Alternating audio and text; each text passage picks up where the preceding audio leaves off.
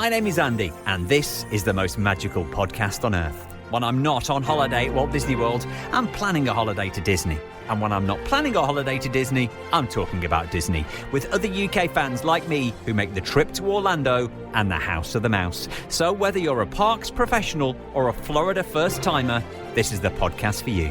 Each episode, I'll be chatting to other Disney superfans to share memories of their magical times, answering your Walt Disney World questions, getting you all the latest news from the parks, and finding out what's happening right now in Orlando. So get your ears on as we take you to the most magical place on earth. This is the most magical podcast on earth as part of the Secret Recordings Network. Welcome to a brand new episode. On this episode, we're going to talk Christmas. We're going to talk Halloween. We're going to talk to Ben, who is on Instagram as Jet Setting Ben. And I think he's going to prove why he's got that title on this episode of the podcast. And as you're listening to this, I'm probably going to be at Disney World. I didn't think we'd get an episode out this week because I'm not here. But there's so much news to tell you about that I've got one out anyway. So I hope you don't miss this one. I hope you enjoy it. And don't forget, if you want to get in touch, you want to follow my journeys, you want to send any questions, you want to follow any news that breaks, at Pod Magical is where we are across all the socials. Hello to Louise, who sent me a message. Louise wants to know the best dessert at Walt Disney World. Now, is this my opinion or is this a general survey? Because I'm going to have to give you my opinion on my favourite dessert at Disney World, Louise. Does Gaston's Tavern cinnamon bun count as a dessert? That's like a breakfast dessert, isn't it? So let's not count that one, but that would definitely be in there. Hummingbird cake at Homecoming is also definitely in there because you know I love Homecoming, although you can get the trio of desserts at Homecoming now.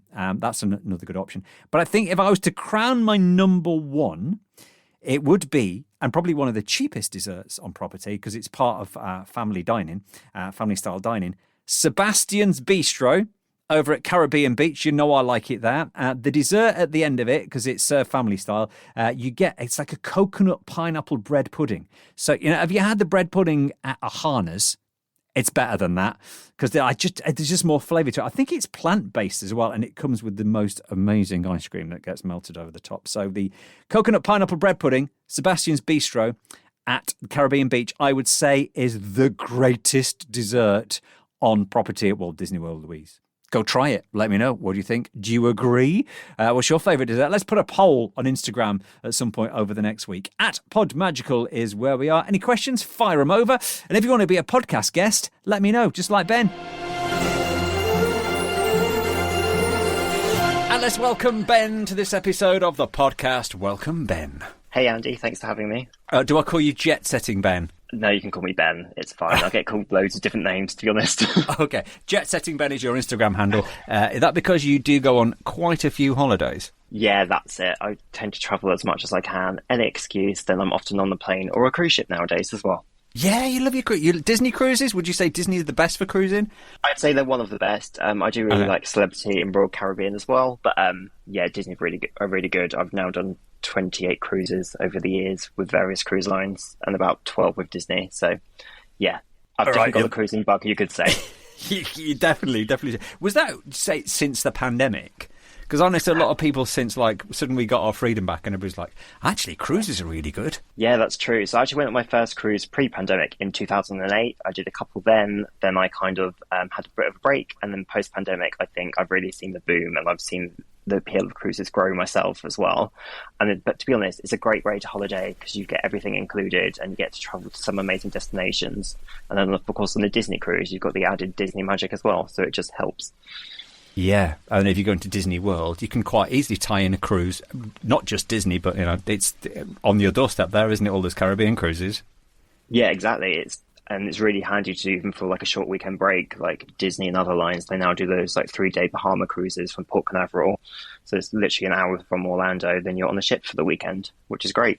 But let's go back. Let's talk about Disney World, because that's what this podcast is all about. In fact, the last time I saw you, and I don't know, you might still be there, waiting for the Mears Connect at Orlando International Airport. Saw you on the plane at Heathrow, then I saw you, and then they were like, I waved as our coach left first. How long have you been going to Disney World? Disney World, I've been going since 2002, so that was my very first trip there. We did 2 weeks staying on site at the All-Star Movies for my mum's birthday, and it was my first experience going to Florida as well. So it was a minefield, to be honest, but it was amazing memories. I still remember walking into the All-Star movies for the very first time, seeing the Sorcerer Mickey sculpture by the pool, and I remember going to 1900 Park Fair at the Grand Floridian for a birthday meal as well, which was really amazing. And then since then, you could kind of say the rest is history, and I've now probably been more than 30-ish times, which seems horrific, but also amazing at the same time. Yeah. So was that first time, was it going to be a one-off? Was it one of those once in a lifetime? Well, it's probably the only time we go here. Definitely. It was definitely like once in a lifetime. Okay, we'll do this, see what we like. We loved it. So then we went back in 2005 over Christmas and New Year for 2 weeks then, which was amazing. We then had a bit of a break for quite a few years, so we didn't go again to Florida till 2011, which is then when I actually sailed on the Disney Dream. So I was on one of the first sailings for that, and we stayed 2 days either side at the Polynesian Resort and then Wilderness Lodge, which is amazing. And then from about 2017 onwards, I've kind of been going a couple of times a year, and that's when I finally got an annual pass as well. So I'm now proud to say I'm an annual pass holder for Walt Disney World. Have you got an annual pass for Paris as well? Yeah, so I got one for Paris earlier this year, and I've also still currently got the Magic Key for California as well, but that sadly expires next month.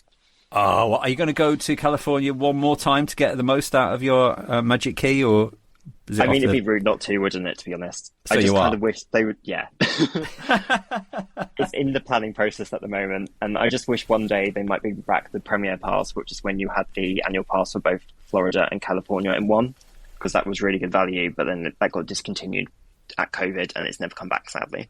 Yeah, that would be good to have them for both, and then there would be no stopping you. Are you leaving it quite late to book a flight to California, or are you a bit of a late booker anyway?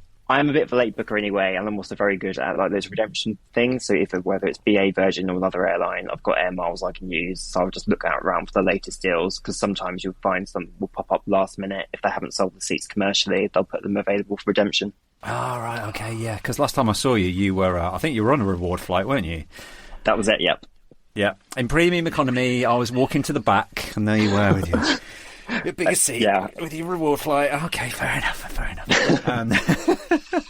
So how many times do you think you've been to Walt Disney World? Probably 31 times, I'd say, which is kind of funny because I am 31, so maybe if I just keep that mantra going and just try and add at least one trip a year. No, because that wouldn't be enough then, Ben. You can't. No, you're telling me you're going to go once a year for the rest of your life. No, you've got to really up it. I was going to say, you could say I was only there, last week, 2 weeks ago, and I've just about finished the popcorn I brought back home with me, so I feel like I need to go back and get some more. But California, though, next time. Yeah, true. So have you got a particular favourite memory, 30 plus times, of going to Walt Disney World? Is the one standout memory that you hold dearest to your heart? Every time I go, I'm always seeing something different that I probably haven't seen before, but one standout moment will probably be the first time I saw Happily Ever After. Yeah. I think I was always a big fan of Wishes, and when they said that was retiring, I was like, you can't do this. But actually, Happily Ever After has grown on me, and it's got the storytelling is amazing, projection effects from the castle, and now down Main Street as well. The music, of course, it's that real amazing kiss goodnight that Disney always try and do, and I think they really hit the mark on that, and I'm so glad they brought the show back as well. Yeah, because we had the in-between one for the 50th, which yeah, we did. Enchantment, which I think you can still go and watch if you go to the after-hours party. You can do both in one night, but yeah, Happily Ever After is definitely the one, isn't it? Yeah, it's definitely one that I think, especially like this our generation now as well, like everyone's kind of grown up with it, and it's just amazing to see. And like when I see like my best friends who haven't been there before, when I see their reactions to the show, it kind of makes all the difference as well. You're like me. You like taking people for their first visit. Mainly because they ask me as well, because they're like, oh, Ben, what top tips do you have? What advice? I'm like, well, shall I just come with you and I'll just take you around and show you the best things to do? That is a brilliant idea. Next time somebody asks me for advice, I'll go, don't worry, I'll just come with you. But you've got to do what I do and say what I say. Be like, I'll show you the best way how to make the most out of your day. And yeah, your personal VIP tour guide. Yeah. Well, at the end of this podcast, I will ask you about your perfect day at Walt Disney World. Ben is with us on this episode. Back with Ben in just a moment. Let's have some news from Walt Disney World first. Let's talk about Halloween, because all the Halloween stuff has been announced. It was announced last week, actually, during halfway to Halloween. Now, Was it really halfway to Halloween last week? Because halfway to Halloween would say, well, we're 6 months away because there's 12 months in a year. But we're actually about 3 months away from the first Halloween party. Mickey's Not So Scary Halloween Party will be back from the 7th of August for select nights at Magic Kingdom. Obviously, it's a separate ticketed event, but for that, you get all the candy you can fill your bags with. The fireworks are back. The parade is back. The Sanderson sisters are back. There's going to be more characters than before, and there's a new dance party. Stitch will be holding a new dance party for 2026 in Tomorrowland. There'll be snacks and everything. So, yes, Mickey's Not So Scary Halloween Party. I think the price is the same as last year. Tickets are on sale now with discounts for annual pass holders and DVC members who get $10 off. Woo! It goes right through till actual Halloween. That's the last one this year. And also, the Epcot Food and Wine Festival is back at Epcot. As part of that, you've got the Fromage Montage, you've got the Eat to the Beat concert series, and there's some new snacks coming to Epcot this year. Epcot Food and Wine, which is going to run from the 27th of August till the 21st of November this year. Away from that, we've got some more foodie news. There's some new drinks at Geo 82. There's a couple of new drinks on the menu. I think they're mostly gin-based, actually. If you love your Bloody Mary, there's a Bloody Mary mixology class that's been introduced at Chef Art Smith's Homecoming in Disney Springs. And there's some new menu items at Yak and Yeti over at Animal Kingdom as well. Any other news between now and the next podcast? At Pod Magical is where we are. So we are back to Ben, talking Disney World. Let's talk about some of your favourite things. Have you stayed at pretty much every resort then, having gone 30 plus times? I haven't actually, no. So I've done all the All-Star resorts. I've done the Pop Century, which is amazing because, of course, you've got the Skyliner now, which is very easy to get to Epcot and Hollywood Studios. And then I've stayed at the Polynesian Village and Wilderness Lodge. And probably my favourite resort was Animal Kingdom Lodge, actually, because, of course, that unique environment. And I remember going for a meal at Sanaa one evening at Kajani Village, and we had some of the animals coming literally right by the window, which was really cool, eyeing up when I was eating all the bread. Yeah. Would you have to pick a particular favourite? I like the Polynesian. I know some people don't, but I absolutely love it. I think the location is amazing, the theming as well. Maybe because I'm a big fan of Trader Sam's, the Grog Grotto at Walt Disney World, but also the original one, Enchanted Tiki Bar over at Disneyland Hotel in California as well. I just like the island vibes, to be honest. And I think there's nothing better sometimes if you've had a long day in the park, just going along the beach in the evening, just sitting there and then watching Happily Ever After across the lagoon.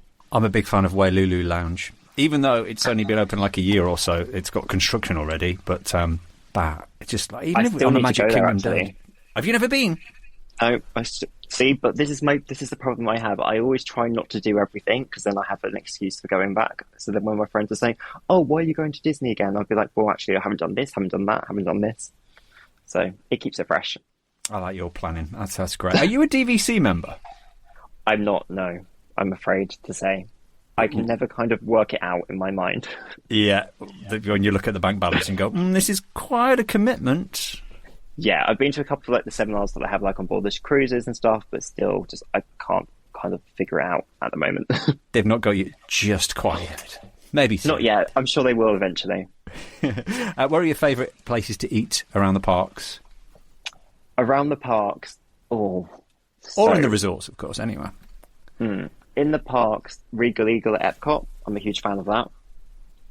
The barbecue is amazing, I think. Yeah. Hollywood Studios, it's a bit of that hidden gem now because not many people sometimes go there, so Backlot Express. But I think also because of the theming as well, because it's like OG what the park used to be when it was MGM Studios. So that's really cool. I like going there. In the resorts itself, fine dining, I could say Sanaa, which is really good. I've never done Victoria and Albert's at the Grand Floridian. That is definitely on the bucket list. But I have done Citricos, which was really cool. And I love the updates with the theming all about Mary Poppins Returns. Yeah, it looks quite cute. So we've not got you quite into the Michelin-starred Victoria and Albert's just yet. Not yet, no. But on the flip side, I have done Remy on board Disney Cruise Line, and that was absolutely amazing. So I can only imagine that Victoria and Albert's is the next level from that. I love what you say about Backlot Express. You're completely right. I think I haven't been there I think the last time I went was maybe a couple of years ago just to get a Wookiee cookie. But yeah, it's that last remnants of MGM Studios back there, isn't it? It's just holding on to it. Yeah. Yeah, and all the hidden details and props everywhere, which the Imagineers are so good at putting there. And you just, every time I'm sitting there somewhere different in the restaurant, I then spot something. I'm like, oh, that's really cool. Right, next trip. Backlock Express. Definitely. Instead of going to all the same places all the time. Yeah, pop it on the list. Yeah, it could be like not my first, but like my re-first. My rebirth for Walt Disney World. When it comes to attractions, favourites? Oh, I mean, Guardians definitely has to be up there, I think, ever since their attraction opened. At first, I was like, oh, I'm not sure I'm going to like this, the whole Omnicoaster experience, but I absolutely love it. And I love music as well. One of my favourites is, I'm ashamed to say, is Conga, because I know a lot of people don't really like it, but I actually think it's good fun. Yeah? And it's always fun to see, like, friends' reactions, like when they've never been on it before as well, because I don't tell them anything about the ride, and then just seeing them as you launch, and then like, what is going on? And like, this is and when they come off, they're like, this is absolutely amazing. Can we go again? I'm like, yeah, sure, let's go and queue up for 90 minutes again. Why not? Get into the air conditioning. It's interesting to say that like your friends don't know what's going to happen. I think it must just be a thing of Disney fans. I try my best to, like the new nighttime experience at Adventure World in Paris. I did my best, even though it's only been open a few weeks, when I went, not to watch any YouTube videos of what it's going to be. But it's very hard sometimes to resist, or even just find out like that, what's going to happen on some of the attractions. It's really difficult, isn't it? But people who are not massive Disney fans, I'm guessing everything is just new for them, isn't it? Because they don't know. It's the unexpected. Yeah, exactly. It's completely unexpected then, which is actually really nice. Because like you said, otherwise Disney fans, we can sometimes see a lot of spoilers online or on social media, and it can be really hard to avoid it. So I was the same when I went to Adventure World. I was trying to avoid seeing about everything new was there and the new show Cascade of Lights. Fortunately, I managed to avoid most of the spoilers. So then I had that nice surprise and delight when I saw it for the very first time. Yeah, it is really good, that one, by the way. Next time people go to Paris, make sure you go and see that one. Any attractions that are no longer with us? You've been going for 20 plus years. Mm-hmm. Anything that you miss? Primeval Well.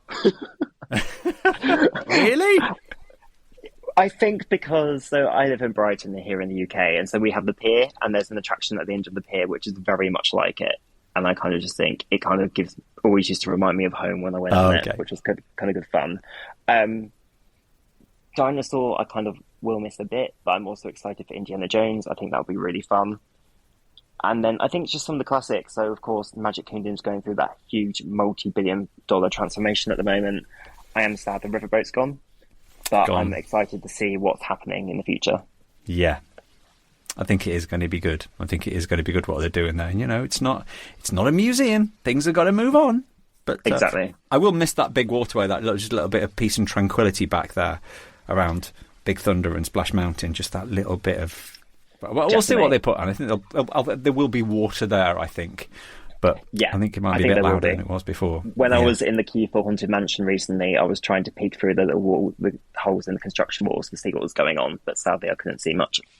And now they're building another big wall around Big Thunder, aren't they? I've noticed, where it goes around the side. Because I used to love that bit where it used to go around the side of the water.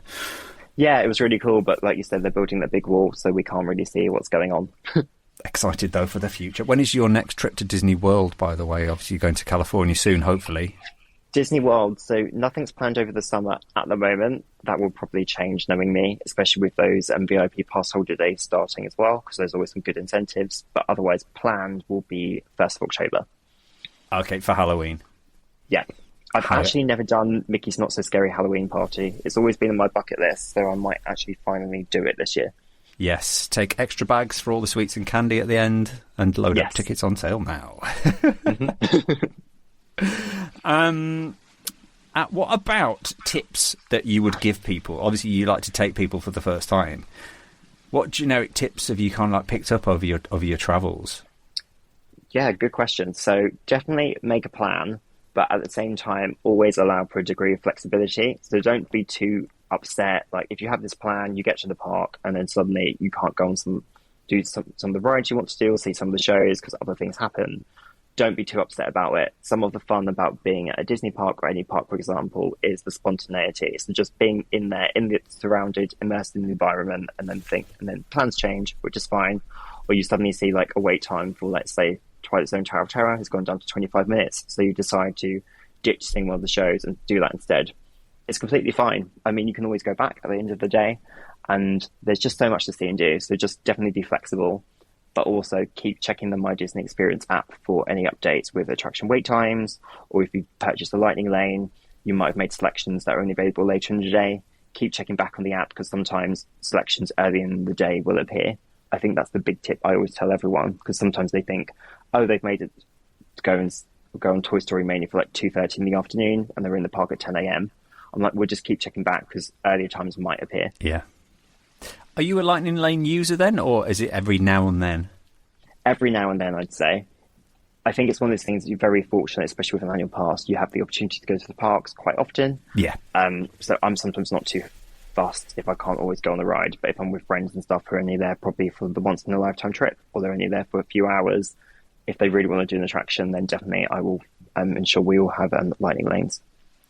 You can be kind of like tied to the Lightning Lanes, though. I only ever get them every now and then. And if I've purchased it for the day, I feel like it dominates the entire day then, because you're like, right, I need to get as many attractions done. I need to get my money's worth out of this. Where sometimes, just doing one or two attractions and taking in the atmosphere is actually even better. Yeah, exactly. I mean, some of my friends here in the UK think I'm crazy when I've gone into, like, say, Magic Kingdom for the day and I haven't gone on any rides whatsoever. I've just been soaking up the atmosphere and seeing some of the shows, and then just people watching, to be honest, sitting down with a coffee on the hub grass and just people watching. Sometimes it's the best way. I mean, that's a perfect Sunday afternoon for me. Yeah, perfect. If we're going to every Sunday afternoon could be a Sunday afternoon just sat on a park bench at Magic Kingdom, then that would be like life. That would be amazing. Yeah. Do you venture out to anywhere outside the Disney bubble when you go, or are you Disney through and through? I'm relatively Disney through and through, but I do venture a bit further outside the bubble. So I haven't been to Universal in quite a few years. I'm really keen to go to Epic Universe. I've heard absolutely amazing things about that, and I think it's really exciting, everything they've been investing in. And then I just go around the greater Orlando area as well. So like going down to Celebration for the day. I mean, if I had the money, I would probably want to live in Celebration, because I think it's the ideal community, moments away from the magic, but then you've got that small town charm as well. Yeah, you can tell it was built by Disney. Or not owned by Definitely. Disney anymore, but it's definitely got that Disney white picket fence feel to it. And then the little town centre around the little lake and the little coffee shops and stuff. It is unbelievably cute. Yeah, it really is. And then I do venture out a bit more, so I do try and go to some of the like famous American restaurants that we all love now and then if I can. I'm ashamed to say there's still a few on my bucket list that I haven't been to, but I will eventually tick those off. Where have you not been? Have you IHOP? I've been to IHOP. I haven't been to like Denny's. I haven't been to Chick-fil-A, which I know is absolutely horrendous. All my friends keep shouting at me for it, but I will get there one day. It's funny when you start going to places like that, especially you've been at Disney and you go out, maybe you go to Universal and venture off to International Drive and you go, oh my word, everything is so much cheaper when you get out here. Yeah, I know. That is the mentality, isn't it? Yeah. The Disney dollar is strong. So if I was to give you your perfect Walt Disney World day, you've got 24 hours just to go, this is what I want to do, this is going to make it brilliant. What would you do? How would you spend it? Where would you stay? Where would you eat? What would you do? Really good idea. So I definitely stay at the Polynesian. That's one of my favourite resorts. Mm-hmm. I'll probably start the day off at Magic Kingdom, get a coffee, Starbucks or Joffrey's, and I'll sit on Main Street for a bit, do some people watching, which is really cool. I love going on the People Mover. I think that's an amazing attraction. I wish they had it in more Disney parks around the world. That's also a great thing to do to kill some time. Space Mountain is I do love Space Mountain, although I'm absolutely terrified every single time I go on it in Florida that I'm going to lose my hands when I wave them in the air. Definitely would visit the confectionery probably multiple times throughout the day. I have a sweet tooth, I'm ashamed to say, so I'll be purchasing popcorn and all the cookies. I also have this really bad mentality that, the giant Mickey Mouse chocolate chip cookies that are around about like $7 or $8. I'm like, well, with my annual pass discount, like, actually they're really good value, because if you think in the UK, if you go to a coffee shop here, you get a tiny cookie and it'll cost you £3 or £4. I'm like, I'm getting a giant cookie for pretty much the same price after the exchange rate. Yeah, and 10% off with the annual pass. Yeah, exactly. Bargain. Practically free. Yeah, essentially. Everything in Disney is free anyway. Just Disney money doesn't count, to be honest. Exactly. Once you get there, everything's free. Yeah, exactly. Other attractions, so I love the classics, so like Haunted Mansion, Pirates of the Caribbean, would definitely have to go on those. probably catch Festival of Fantasy, and then I'd do some park hopping, most likely over to Epcot to go on Guardians. And then it'd be rude not to visit World Showcase, so I probably would have to go to Mexico and get a margarita, just because it's one of those things you have to do. That would probably take me to about 3 or 4 p.m. in the day, hop on the Skyliner, go over to Hollywood Studios for later in the afternoon, probably go and catch Indiana Jones if it's still showing, because I always love that show, and it's amazing it's going for, 34 plus years now? Yes, which is open, absolutely crazy. Yeah, which is amazing. Then if I was going to end the evening in Hollywood Studios, it would definitely be going to see Fantasmic, which is one of my all-time favourite shows.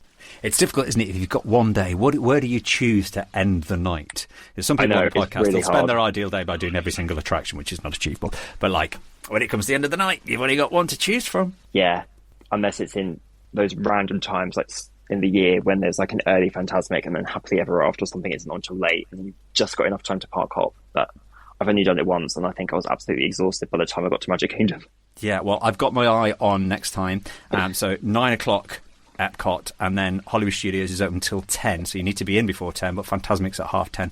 And also the second Fantasmic is like not as busy. So it's absolutely, when you do that, it's very a dream, fast walk, very fast. Don't get the bus or the Skyliner or the boat. Walk. You will get there. Walk. Faster. Walk. Fast walking. You will. Yeah. Perfect day. Well, good luck with organising your plan to California. Maybe I'll see you at Heathrow Airport next time. Just bump into you maybe, or on you never know. Mears Connect or whatever. You never know. If it turns up, I'm still waiting there now. It turns up eventually. Do you remember when we were standing there? They were trying to load. I think somebody was in an ECV, and they were loading them on a lift right at the back. It was very nervy. It was very nervy. It was very nervy. I just kept looking, thinking, I hope this goes okay. And then I kept thinking, when is our coach going to turn up? Yeah, please. We've been here 45 minutes now. Yeah. Lovely chatting to you, and have a magical day, Ben. Thank you very much. Thanks for having me on. Heading over to Walt Disney World soon. Well, I think we're definitely into humid season now, with temperatures way into the low 30s. Even at night, it's still low 20s, which is lovely at night. But if you don't like the humidity, well, the next few months, May, June, July, August, September, we're into the humid season. But you're at Disney World. Yeah, just drink plenty of water and get on with it. Meanwhile, we've got the Flower and Garden Festival running over at Epcot. That is on until June the 1st. And we've got the Garden Rock series, which continues as part of that. Katrina and the Waves this weekend, walking on sunshine. Then it'll be 98 degrees. That's the group, not the temperature. 9th and 10th of May. The Spinners, or the Detroit Spinners as they were called in the UK. Working my way back to you, babe, and that. But in America, they were just called the Spinners. It's because we had a band from Liverpool called the Spinners in the 60s. If you want a bit of music history there, mate. But the Detroit Spinners, going to be at Epcot on the 15th and 16th, looking a little bit ahead towards the end of the month. May the 26th is when a lot of new things start arriving. Cool Kids Summer is back. Rock and Roller Coaster with the Muppets will officially open on that date. Animation Courtyard at Hollywood Studios also opens that day with the new Disney Junior Dance Party, although the rest of that animation building isn't going to be open then. That's going to be later this year. Magic Kingdom, they've got Jessie doing her roundup at the Diamond Horseshoe. There's a little bit of a party going on. And, of course, Bluey arrives at Animal Kingdom on May the 26th as well. And let's finish with a top tip.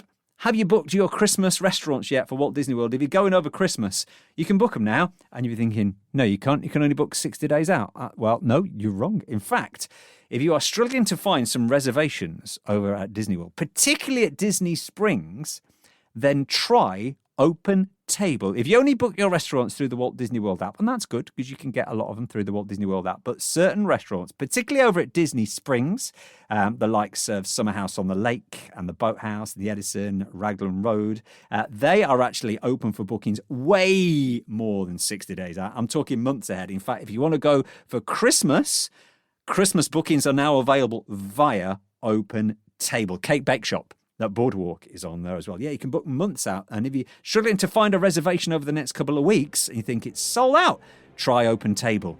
Yeah, give it another go. That's it for this episode. As I say, I should, all be well, be at Walt Disney World this weekend. What's the new Big Thunder like? Did I get on it?